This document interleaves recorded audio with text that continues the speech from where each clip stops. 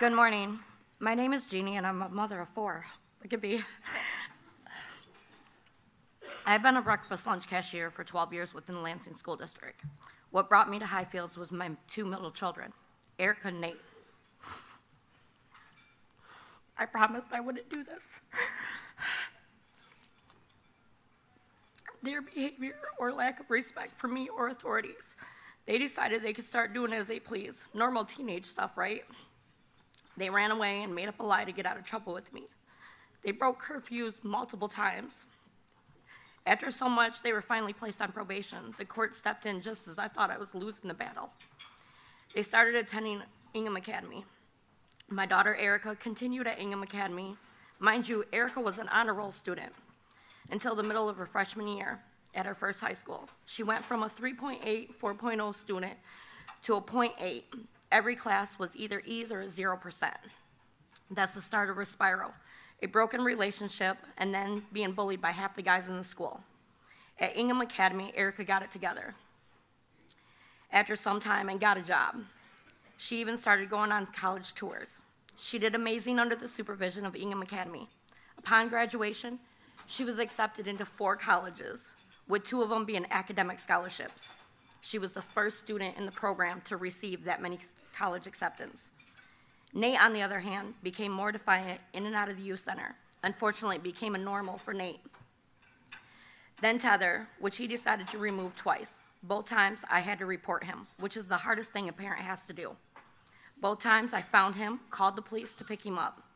The last time, he had a concussion from being hit in the back of his head. He was taken to the youth center, which they had to take him to the urgent care to have him checked.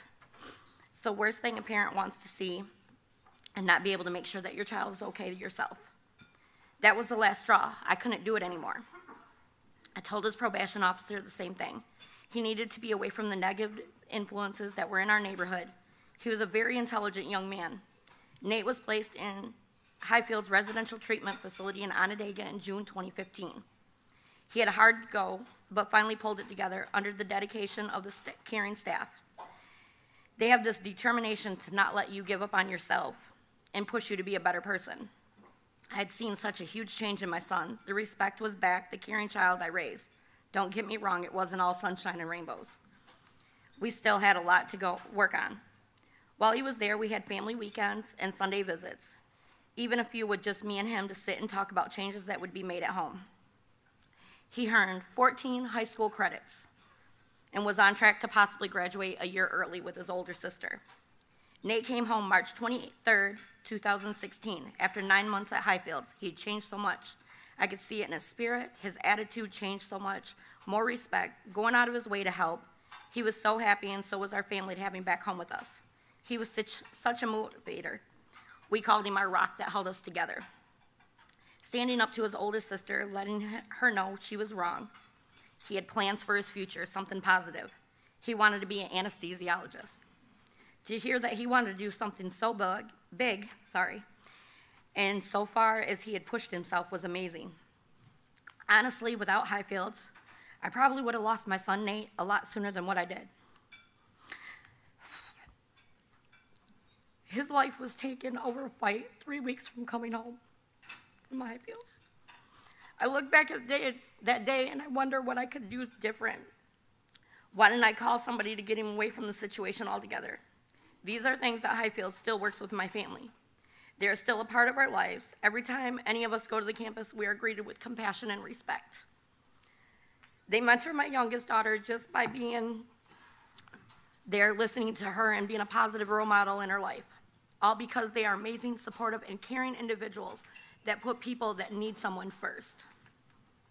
My biggest thing was I wanted to be the best mom. I dislike telling my kids no, but who doesn't? But I had to learn how to. Nate was my biggest challenge with that. He loved to push the buttons until he pushed you into a yes. Little did I know I was a great mom. Who else would see the downward spiral that your children were on and step up and do something about it? It hurt like crazy to not have him home with me, but I knew it was what was best. I learned how to give each of my children consequences for their action, good and bad. The biggest lesson I learned was I couldn't control another person's actions. I've taught my children right from wrong, and I've given them all the skills they needed, but I needed to remember I was a person also and deserved more from them. Some of you might ask why we still have so much contact with Highfields after our family's lost. Nate started something that we continue in his name. Our family donates personal hygiene products, laundry soap, fabric softener sheets, toilet paper, paper towels, every other month to these young men that are away from home and family. They need the love and support my son got while he was there by us. No child, no matter the circumstances of their actions, should be left without moral support. Someone has to show them people still care about them. We can change the world one person at a time, but why not start with the ones that need it the most? That's what Highfields has taught me the most. There's no I in team. No one left behind. Or as they like to say, focus up. Make them hold themselves accountable. I recommend Highfields to everyone I know that has children that need help, children that have lost their way in the world and fight us every step of the way to show them they can do so much better. Highfields' residential program is one of the best I've heard or seen of firsthand. Where would I be without Highfields? Lost, completely lost.